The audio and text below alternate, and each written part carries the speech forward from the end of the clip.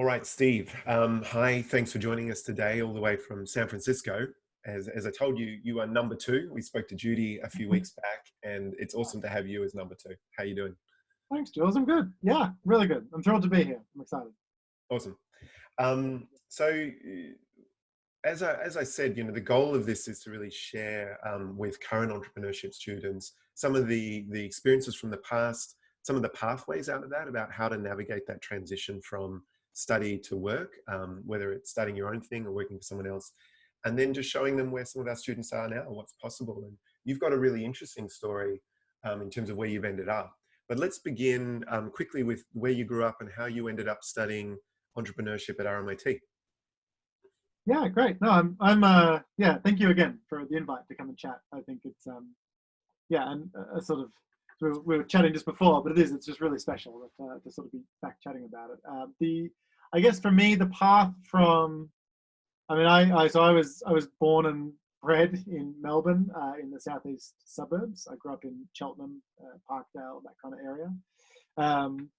Pretty normal suburban kind of life, I guess, for that area.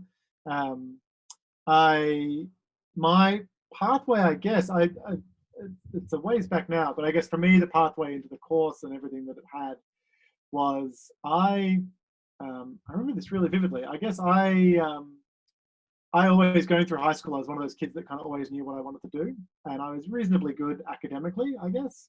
I wasn't a superstar, but I was pretty good. And so at some point, I had this idea that I wanted to do osteopathy. I don't know why. Then we used to do. I think actually, like, that was where we used to go for a lot of health things. My mum was just a big, I guess you'd call her now like an alternative health sort of person, but back then we didn't have those labels, so we used to see an osteopath for a lot of our health stuff. And so we went and did that, and I just thought that was really great. The people that we used to have sort of ran their own businesses, they had their own clinics. It was kind of its own little kind of discipline or practice. And so I sort of always saw myself going down that path. But long story short, in high school, I got into a lot of leadership type things. I was sort of the school captain at the end of my high school year and those sorts of things. And I just didn't feel pulled towards studying osteopathy as strongly about halfway through my final year at school. But I still felt some sort of draw to like leadership and kind of, I guess, running a business. I could kind of see that. And particularly, I guess my exposure or my exposure to sort of different leadership stuff at high school was kind of playing into that a little bit. Long story short, I was kind of looking through back then. They must have had a website, but it probably was. It's like before I don't know. There was a big book you used to like scroll through and look at all the courses in, and it fell open one day to like the entrepreneurship course, and as I read it, I was like, that's it, man. That's exactly what it just described me, I think, in a way, and I wouldn't have.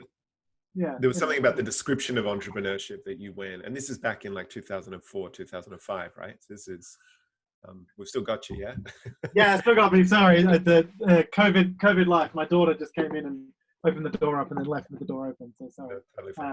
Yeah, carry on. We'll check in on that in a moment, because you're in San Francisco, and clearly the US has had a different experience to us. But just to finish this story, so the book falls open, you see this weird French word, entrepreneurship. And did you have any, did you have family in business, or did you know anyone? Just something about the description. No. Do that. No, I did not. I was different, I think, than a lot of the folks in my intake, actually. I think a lot of folks in my intake did have that background, or they had like a business streak that ran through their family or whatnot. I was not like that. No, my parents were both accountants, both salaried employees. Most of my family was too. So I don't know what it was that appealed to me. And yeah, I had never heard the word before, but I think just the word, the little 1-inch description just kind of captured that it was for students that were really looking or interested in kind of starting their own business, and kind of being innovative in industry, I guess. It would have used words like that. And so I can't remember exactly what it was, but it was just the timing worked out. Like that would have been July or August. I went to the open day, the RMIT open day. Like it would have been that week, I think. It was all the timing was like right then. I went to the open day. I met a couple of guys at that point, Christian Vasquez and Anthony Zachariah, who were like just students at that time, standing at one of the tables, kind of answering questions about the entrepreneurship degree. And they were just so passionate, so pumped up about it that I recall that very vividly talking to them. They were themselves, being entrepreneurship students, running the prospective students night for $1. So they were running that. It was like an evening, you would go along, they put some speakers on, and you would just go and hear more about the course. And I remember I took my mum to that with me too, and we both just drove back after that night going, this is it, this is amazing. I was on cloud nine. So that was kind of the pathway to it. So I was, again, like in my intake, it was, I remember it quite vividly, it was like a third of students was fresh out of high school, which was me. A third were mature students that were coming or transitioning into the degree from another course that they'd left. And then another third of the course were actually mature age students coming back to university for the first time in a full-time capacity. So awesome. That was it. So that's a great overview, and I'm imagining you were attracted, seeing as you came through this path of student leadership and making stuff and doing things new, right? It was something about the attraction of leading, creating, etc. Just give us a few memories from the course at that time. So were you enrolled from, say, 2005 to 2008? Yeah, so my years were 2004 was when I started there, and then the degree was a 3-year degree at that point, but I took an extra year to do it. So as many folks I'm sure will do. So I ended up graduating, I think. I graduated out in the class of 2008, I think. Yeah, just give us one or two memories from your time there. Man, so many. I mean, it kind of goes back to why I think it's just really, it's kind of special that, you're kind of, you're heading this program up now, Jules.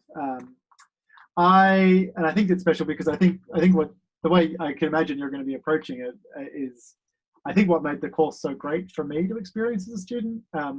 I just remember really vividly at that time, the course had its own area in building 10, which is the business building. I imagine that's still there.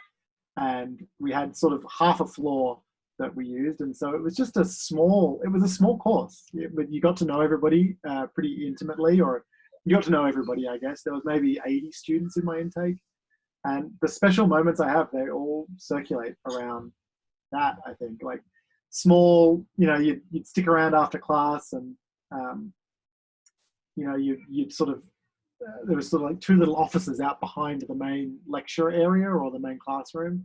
So we would just hang out all day in those little offices, and there would be ideas and kind of, you would throw ideas around and brainstorm. And this is the day when like a lot of students didn't have laptops yet. I don't think I had a laptop at that point. So there were a couple of computers in those rooms that you could kind of use, and it was just sort of a bit of a hub and a hive of activity and people moving in and out.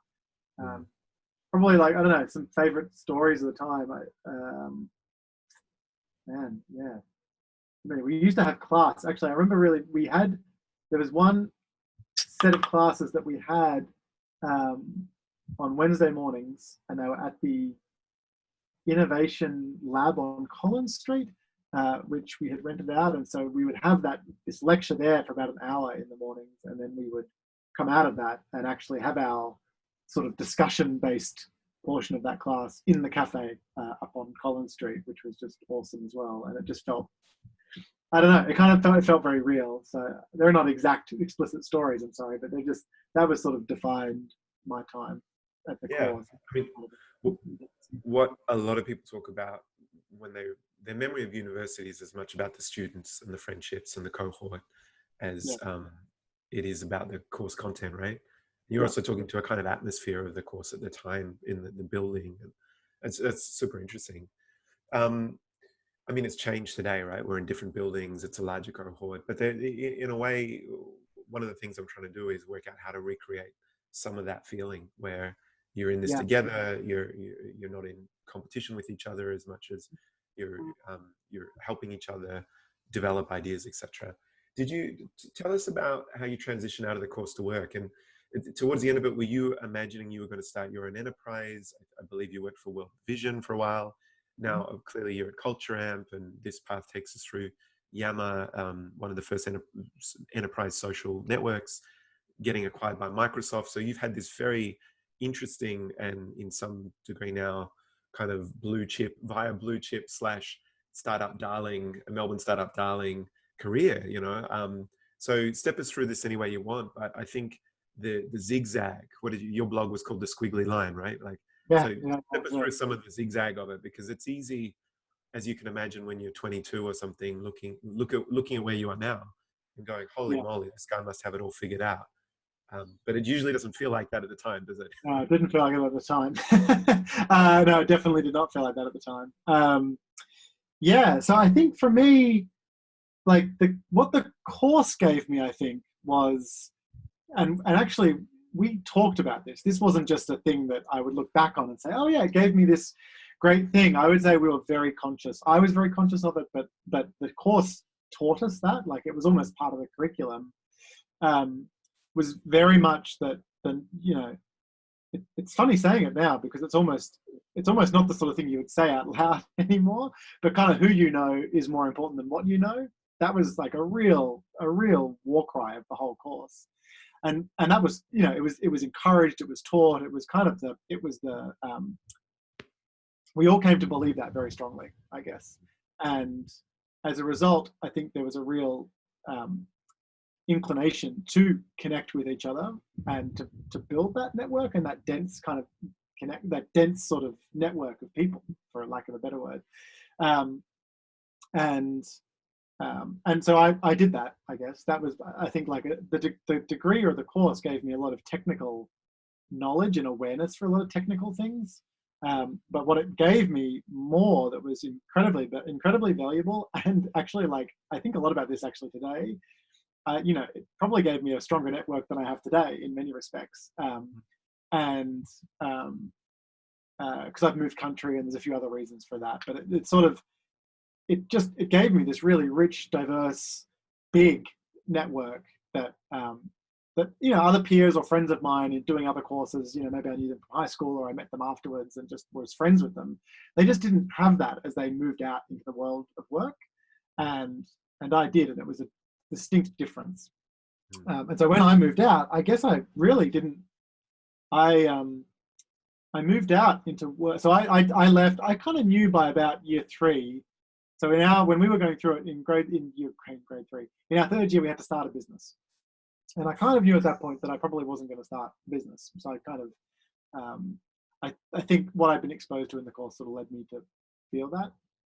But what I did instead was I started I guess what you'd call a product line now, but at the time I kind of thought about it as a business. I started a business internally within a consulting company in Melbourne, and it was a new product line, basically around doing like a kind of roundtable type product for executives looking to understand and learn more about sustainable leadership.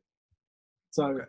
I founded that with the you know, sort of more so I don't know if I would use the word founded. I worked for the founder of that consulting company, a chap by the name of Cole Duthie, who you and I both know. But you know, Cole was running Ergo Consulting at that point, and they were the ones that launched that. And step us through that first opportunity. I think can be quite mysterious for students. You know, like you graduate with this degree. It says entrepreneurship. You're applying for jobs for people you don't know, and at least in my experience, that has usually been a very disheartening and not very successful strategy, right? Yeah. I mean, I don't think I've ever actually landed something if I didn't. Everything that's happened to me professionally has been because I knew someone or they saw me do something and went, hey, come chat to us about that. So how did that work for you, that first opportunity? Yeah, I mean, that's exactly that, basically. So, you know, the kind of the folks I was maybe like the friends I was closest to throughout the degree, people like particularly Melina Chan, who was in like one of the earlier intakes. Melina's the one I particularly think of in this case because she had, this is sort of what I mean by the network. She had started working at Ergo Consulting, and she'd maybe been there a little bit before. She was maybe there a year before I was. I can't quite pick the dates. But just people in the course are doing such interesting things that it's reasonably easy once you get to know each other to sort of like piggyback on each other's successes and the interesting things that each other are doing. And so Melina was there, and there was an opportunity to go and it doesn't look like, it doesn't look, even there's a pre-story to every pre-story. Before I was doing that work with Cole, and that was my 3rd year project, there was another business within the same building, or the same office space, which was quite, it's kind of, imagine a co-working space today, but back then we didn't have those terms. But the office space that Ergo kind of leased out and ran had other smaller businesses within it too that shared the common spaces. And one of the people that was running that was sort of I guess you'd call him an angel investor now, but at the time, again, we didn't have that term. He was looking for an executive assistant just a day and a half a week. And that was me. Like, Melina knew of the opportunity. She let me know, and I kind of put my hand up. And I worked for Mark for probably about a year and a half, maybe, just doing filing and all random stuff like that. Like nothing sexy or too special. But that just got me in that space. And then I got to know Cole really well, and the others at Ergo through that process. And we liked each other. There's just no other way to say it. We liked each other. They liked the work I did. I liked the work they did. When it came time to doing my 3rd year project, it was a reasonably natural conversation to just kind of lean into that and say, hey, I've got to do this thing, and you're working on this thing.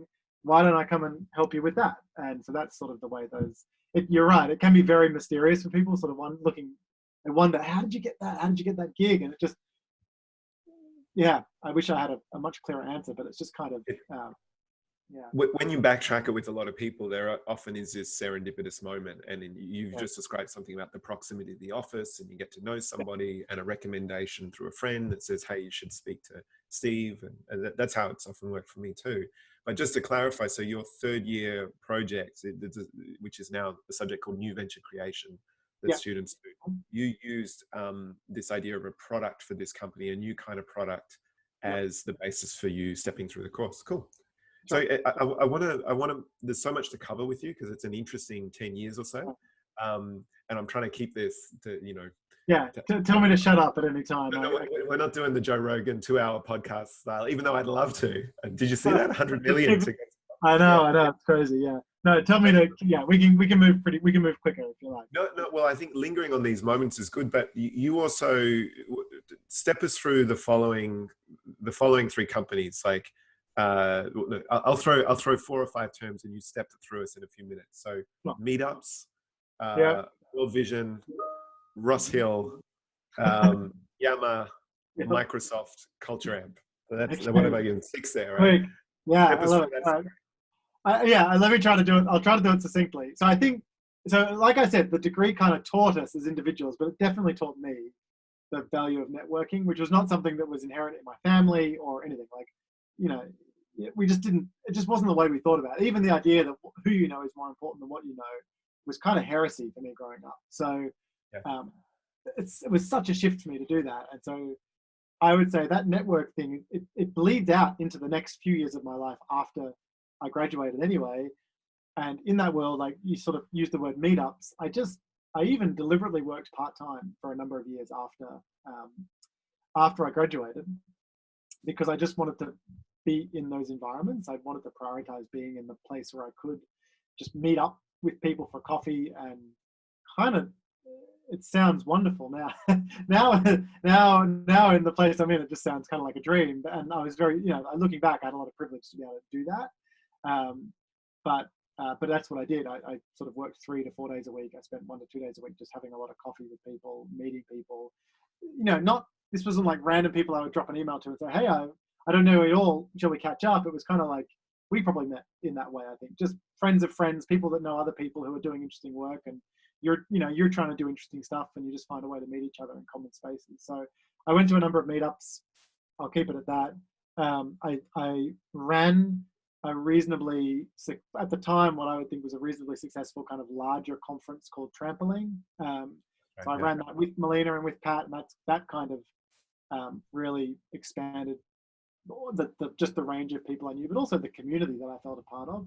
That's not just a networking thing. I felt like a member of a true community. So I definitely recommend that for anyone looking to do that. And then Ross was and is a really close friend of mine.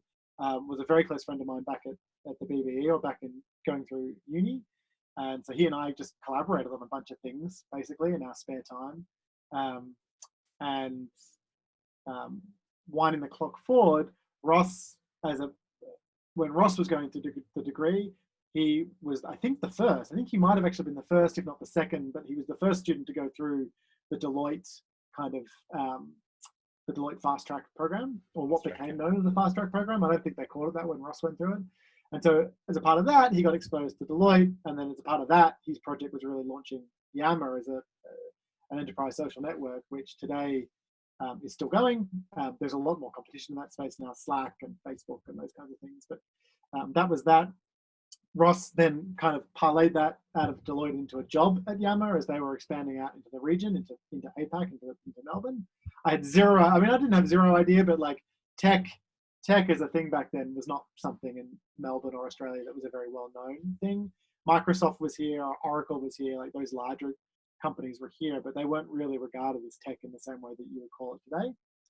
And again, it's just long story short, and again, it's just sort of, it's the who you know versus what you know. And so long as you're kind of comfortable with that rhetoric, which again, I think there's plenty of research and things today that show that it's got its downsides as well. But you know, Ross was hiring. He was hiring for someone. He needed somebody in Sydney. At that point, I'd moved to Sydney, and I guess we were really good at what that, like, Yammer came along at a time where he and I would sort of had made some money consulting to companies about social media, and that was a growing space that not a lot of people knew a lot about. But at the same time, the degree and also just our interests, my interests, I guess as well, to be more specific, were a lot around like org design, leadership, those kinds of things, culture. Because of that earlier project I told you about, and the kind of the group of people that I was a part of, that was the passion thing. So being able to bring social media and kind of culture together was actually quite a rare combination at that point. So I think I went through a normal interview process for that. So I sort of feel like I got the job on my merits, but I certainly got the intro in, and like, you know, I don't know, maybe I didn't get the job on my merits. I don't know. Ross will be able to answer that more than I will. But I think hopefully you would have been found out by now, right? Yeah. Yeah, it was. I mean, look, it was.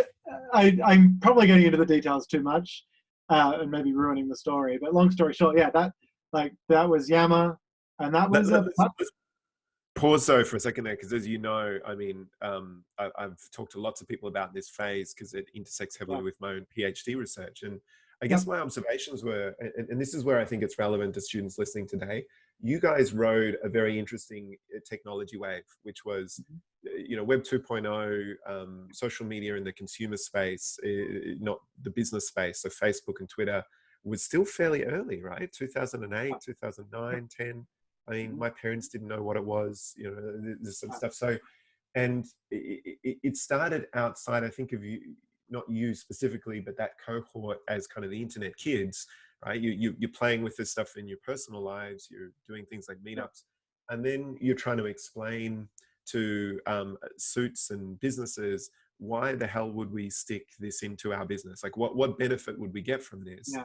And that intersects the sort of the peer-to-peer technology, the idea that you can share ideas in a pool that's visible, intersects in an interesting way with ideas about sort of more transparent organizations with progressive leadership ideas. So in a way, I think you position yourself at a really nice niche around your own cultural, intellectual interests about how work could be different, but also with a technological backdrop against that story, right, that you could point to.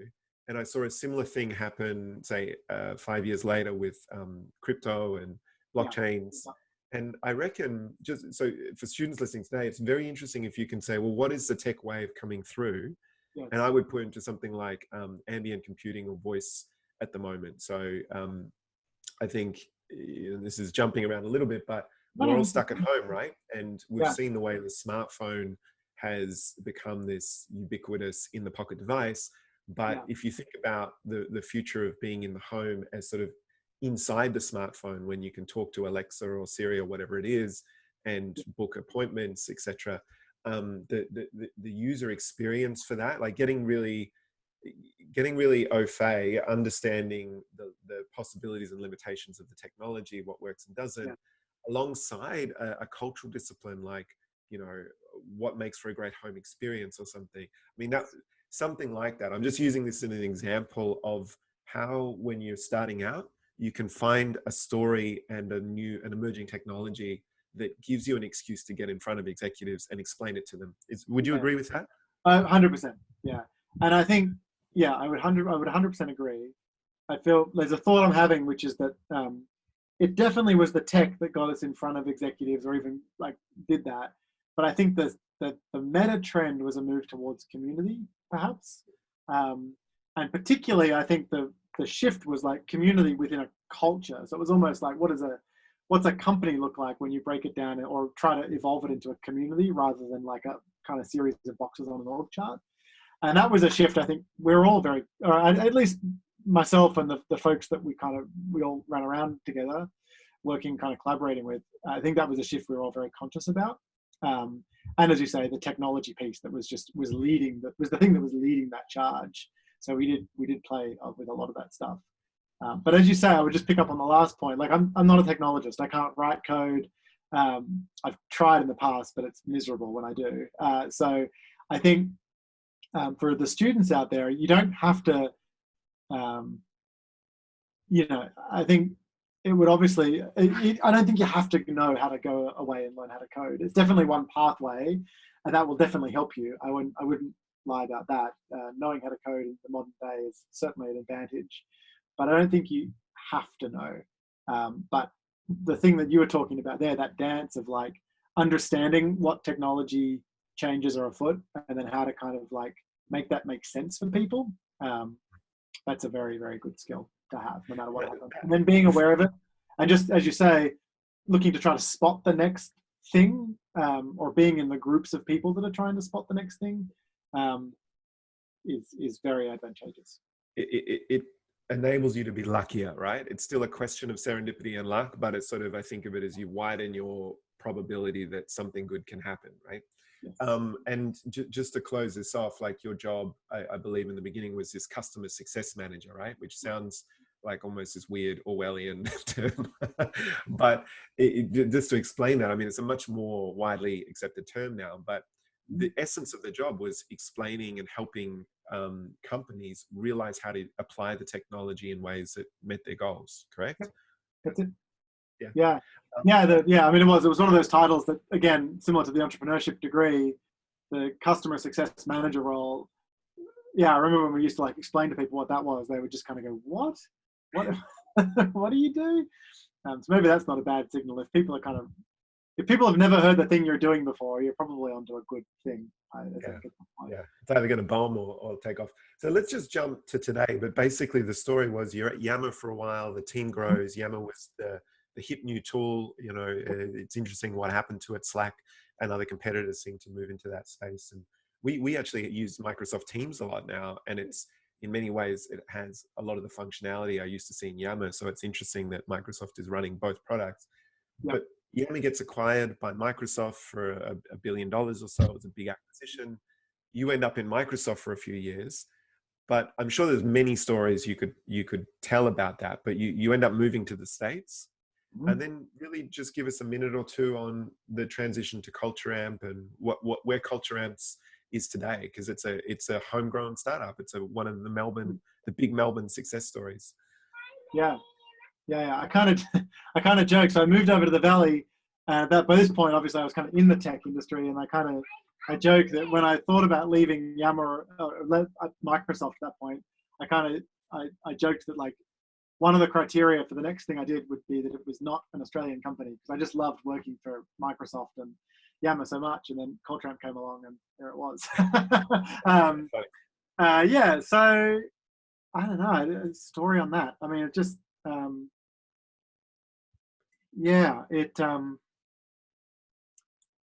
I think there's a couple of things, I guess. I mean, so at one point, at a stage at Yammer, we'd just been acquired, and I had this really vivid memory of thinking. So it's sort of in hindsight, it all sounds really great. Everything we've talked about so far sounds really awesome, and it sounds like, oh man, you're so lucky. You're just in the right place, the right time, every time. But my career, I would candidly say, pre-Yammer was pretty up and down. Like I was in and out of sort of like paying gigs, some of it part-time, some of it full-time, always sort of good work. I never felt like I had to take a job that was terrible, but it was definitely like, there was no career path there. And there was nowhere that you could kind of see, even though I felt like I was doing interesting stuff and kind of meeting interesting people, there was no clear pathway as I got older, you know, kind of mid to late 20s at this point. You start to hit a point in your career where you're like, where's this going? Where is this going? Where's it going to take me? And I think I became conscious enough of this idea of like I really understood and appreciated that whilst it's always good to be looking for the next big thing, I understood enough that tech was going to be a big enough thing that it was going to last for decades. And I think that's still good advice even today. Like, you know, the kind of famous, you know, sort of like software is eating the world kind of school of thought, if you like, is very still much applies. And I think that was what really predicated my move. So I stayed with Yammer because I loved Yammer, just first of all. I just loved the product. But I also stayed because I could see that this was going to become a mass market thing. And it felt like, and so I had enough from my course, really, I had enough concept of knowing, we've just really gone through like the very early majority, you know, or even like the kind of innovators or whatever that early section is. So I knew it was going to get bigger. It turned out that was true. So yeah, we got acquired. I moved over here to San Francisco and I took a role as like the chief of staff to the GM of Yammer's engineering and product group, Adam Pisoni, who was the co-founder of Yammer. And it just further exposed me to kind of like tech, product engineering, those kinds of things. And it also exposed me to an org. Yammer within Microsoft at that time was about 250 people. And it exposed me to the running of a 250 person tech company, basically, within Microsoft, within a much larger context. And that experience helped me a lot when CultureAmp did come around. They were looking for someone to head up their customer success group worldwide. And I had the customer success experience, but I'd also had like the product and operational experience of like not running, that's too strong a word, but I was in the leadership. I mean, I was advising and helping run the kind of like the operations of Yammer within Microsoft as it went through its transition. So the lessons I learned there actually really helped enormously as I made the move to CultureAmp. And then, yeah, CultureAmp, I've been there for 4.5 years now. Just quickly, what was it? You said once you started working for Microsoft, you said you didn't want to go back and work for an Australian company, but what I was interpreting that was it a real level up experience, like the level of expectation and challenge and sort of disciplined execution, all of that, that was exhilarating, that was interesting? I think, yeah, I mean, I think, and again, a lot of this now, when you hear it talked about, is a little different, but so Yammer was run by David Sachs, who was a member of the PayPal Mafia. And so I think just the way he in particular ran Yammer and the way Yammer was ran was just high octane, high growth and high pace. Like as an individual, it was just high pace. But that high pace led to the same things that I loved at the degree and the course and the things that it was just a small group of people that you're working with really closely. And you had to work with really closely to be successful. And I just loved that. And I guess the hallmark of it was, you know, Yammer was a venture-backed kind of Silicon Valley, you know, it was a venture-backed company. So the reason you had to work fast and the reason it was high growth was because we were literally investing a lot of capital into it being high growth. And I just, at the time, even 5 years ago when I started talking to CultureAmp, like that it didn't exist really in Australia, and it exists a lot more today. But even today, it's still a very small part of the Australian economy, which is a shame. The way you put that sort of high octane kind of A-team type thing, right? Like lots of good access to money, lots of high expectation, good access to the best engineers in the world, all of that stuff. By the way, the PayPal Mafia it might be an old term for some of our current students, but these are the original, however, 5 or 6 of them, whatever, that started PayPal, people like Elon Musk and Peter Thiel, and there's a few others in there that I'm forgetting, right? But they basically became very influential, also very rich figures in Silicon Valley, San Francisco. Somewhat controversial now, but like back then it was kind of a lauded thing. Why don't we? I mean, I'm really enjoying this conversation, and guys, you know, we're just going to go a little bit longer than normal, but why don't we sort of end? There's 2 things I want to end on. Like one is a general question about advice to students now. Like, it's not 2010, tech's in a different space, the startup scene's in a different space. So one direction there, but I also want to ask about San Francisco inequality, because I think some of my colleagues might be listening to this going, all right, this is just the kind of startup-y Kool-Aid. This is, it's billionaires, and I mean, it's like that damn show, Billionaires, and it's all driving Teslas and high fives and so we'll put that aside. But let's start first of all with the advice. What would you recommend that students do today if they're interested in pursuing work that's super interesting and challenging, but also meaningful and relevant to what the world needs? Yeah. That's a high bar. Big question, yeah. I had an answer, and then when you framed it that way, I was like, oh, right. My answer's going to be too small. Just scrap the last little bit about, don't make it too hard about what the world needs. Just like, what would you do if you were in third year university? Yeah, I mean, I'll tell you what advice I do give to people today, and then maybe I'll try to weigh in on the bigger subject.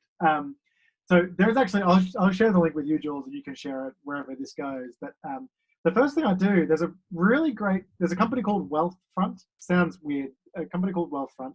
They are actually a robo-advisor online, like app-based kind of exchange trade fund company. What they do is not so important, but about, I don't know, back in 2013 or 14, they put out an ebook that I still today share with people. And the ebook was like managing your career in tech.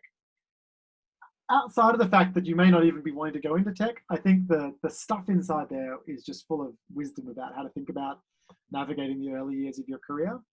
And it talks a lot about, in brief, the kind of, and it's only a very small ebook. I don't think this is a tome. It's like maybe 20 pages. But it just talks about how it's important when you're starting out to really optimize for, basically a different way than most people think about it. So the first thing to optimize for is really pick the industry you want to be in, or pick the area you're going to work in. So whatever you're passionate about, or whatever you feel like is kind of growing well or doing well, or is likely to be, I'd ask yourself a question like, what's not going to change, and then go there. So put yourself in the right place. And then once you're in the right sort of broad area, broad industry, pick the right company, and don't worry too much about what you're doing for that company. Like when I started at Yammer, I had no idea what a customer success manager was, or whether I could do that in a lot of ways. But the company was the right place for me. And so I would look for the right kind of company, and then I would or companies, like build a little list of places you'd love to work, and see if you can kind of get into those places through the networking or through other ways that you might be able to get in. And then once you're in, then worry about your role. I wouldn't over worry about your position, because it just changes so much. Customer success management as a thing now is, I think, on LinkedIn, one of the top 2 or 3 fastest growing jobs in the world right now. But that's 10 years later from when that role started. So I think you just want to not over worry at the early stages of your career about what role you're filling, but the place you're at, the company you're in, and the industry that company's in matters a lot. But, so it's more like setting a strategy. It's like, pick an industry that's growing, not declining, and then choose between at least a few companies that you think, place a bet on a company that you think has a good chance in that industry, right? And you're setting yourself up to be in a context where the pie is growing and things are getting better, not declining, not under austerity. Not declining, yeah. And it sounds a little bit like formulaic, but I think, you want to keep in mind here, like, what you love to do and what your passion is, and where your purpose thing is going to probably take you. But I think sometimes as a young person, I wish somebody had shaken me a little earlier and said, you're doing all this stuff that you really like, is your purpose or you're passionate about, but you also there's a book I'm trying to think of, but I can't recall, but kind of like the joy is in the doing, and kind of like you draw a lot of joy from your work when you get really good at what you do, even if what you do is maybe not the sexiest thing in the world. No, I think that's really interesting advice, because often I think young people are encouraged to, the unit of inquiry is the job itself. What kind of job do you want to do? Do you want to be an engineer? Do you want to be a doctor or a teacher? Rather than where do you want to be, or where are you positioning yourself in terms of the waves, the sort of innovation adoption curve that's happening around the world. I think that's an interesting angle. Yeah, and it might just be like, I think just thinking about the story you want to tell, I think. I think I was always very conscious of that. So somehow, if you need to resolve it for yourself, just thinking about like, what is the story I want to tell about my career and what I've done and the Yeah. projects I've been involved in. So that, yeah, I would think about it that way. Yeah. That's really good advice. And then just give us a bit of a sense of, like, you seem to have really enjoyed your time in the States, is the sense I get from you.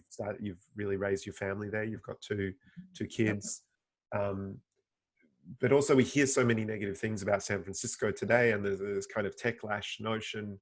Yeah. I've certainly tracked the politics of this. I've become very interested in it because 10 years ago, when the time we were talking about, these companies were looked towards very optimistically. Maybe not so Yep. much Microsoft because of the 90s and stuff, but Facebook and the new generation, Jack Dorseys and Zucks of the world, they were kind of this exciting, seemingly young new breed of entrepreneurs. And there was things like the Arab Spring and Occupy movement. Social technology was part of that, and it all looked kind of rosy. Obama got elected, and now it's very hard to look at, say, social media companies today Yeah. and say, Yeah. wow, what a great contribution to democracy and society and public discourse on one level.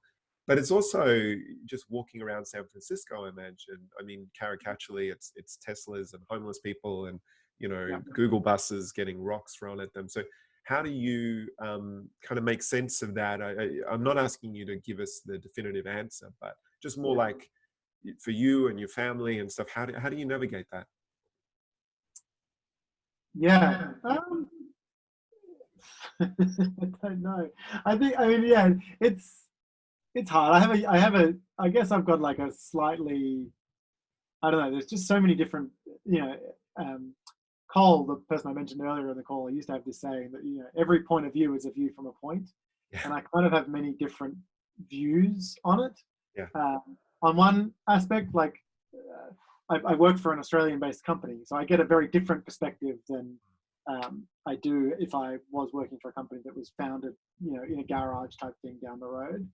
So I think that helps me make sense of it slightly differently. I Here in San Francisco is still, there's kind of like, I like to say there's kind of new San Francisco, which I'm a part of. I'm very much a new member of San Francisco, and it's kind of this thin veneer that kind of runs across the top of it. But there's a deep wisdom to San Francisco when you kind of crack just below the surface, and there is real community here and real lasting, kind of deeply rooted community. And we have been lucky enough, again, to kind of find our way into pockets of that community. As an example, my kids, I've got 3 kids now. I didn't tell you before we started. We've just had a third. I only say that because as this ages, Jude, who was our third, will be like, Dad, you didn't mention me.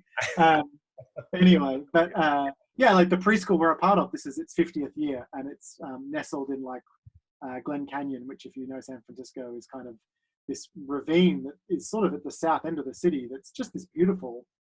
I mean, it's a beautiful kind of like canyon. It's kind of, because of its geography, they haven't been able to develop around it, and so that we're a part of that preschool. It's a co-op, kind of, so it's parent run, parent led, highly parent involved, and so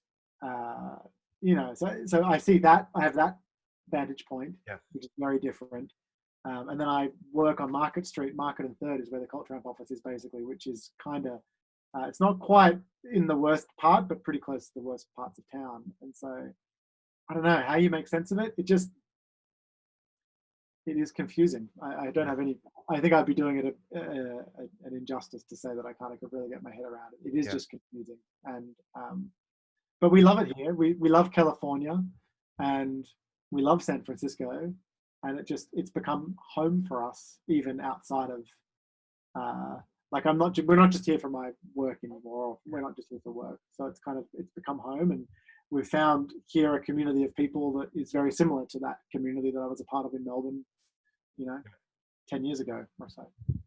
Well, many people for many years have fallen in love with that city, and it sounds like you found your place. And just listening to your talk, it also seems like a place where you can encounter such a variety of things, from that roots of the social history and the social movements that have come out of San Francisco, and the kind of cooperative mutualist spirit that you still sometimes see, that I remember 7 years ago. And then I'm sure you see the worst excesses as well of other things. So the really interesting thing, just quickly, is like the big change that happened. There's a really good book called it's by a guy called Richard Florida, and it's called The New Urban Crisis. He also wrote The Rise of the Creative Class, if that like sort of 10 or 15 years ago. But the New Urban Crisis talks about how basically Silicon Valley, pre all of this 10, 15 years ago, Silicon Valley, there were X number of $1 billion under management from VC firms. And it was all basically down in the Valley. And in the last 10 years, the same amount of money has jumped up into San Francisco, and it's now, there's more, there might be more, I can't remember quite, I tend to exaggerate, but there's at least as much money from a venture capital point of view at work in San Francisco today, the city of San Francisco, as there is down in the Valley now. So you really have to understand that it's been a real boom in the last, like 10 years, literally many billions of dollars have now gone to work, 2 hours up the road of a place. It's kind of like in a Melbourne context, it would be like the same kind of investment that fuels Melbourne jumping to Geelong over a 10-year period of time. But it really is an enormous shift. And I think that's at a meta sort of maybe intellectual level, that just, I would challenge any city in the world to kind of cope with that amount of kind of investment boom happening in its city. But it has had really warped negative effects for people. Yeah. I mean, I think I tweeted about that book, and you responded, like, this is years ago when it came out. Yeah. So we've actually had dialogue about. We have, yeah, I remember that. Mostly, yeah. Daddy, you need help with your bag. COVID. All right. So, hey, Steve, thanks so much for speaking to us today. Awesome to see you again. And I think students are really going to love this. So all the best. We didn't talk about life under lockdown, but it seems like you're doing all right. We're doing okay, yeah. But Edie's brakes aren't working on her bike, so I'm going to go fix that now. But this has been wonderful. Thank you so much for chatting. It's really See you, buddy. All right, catch up. Bye.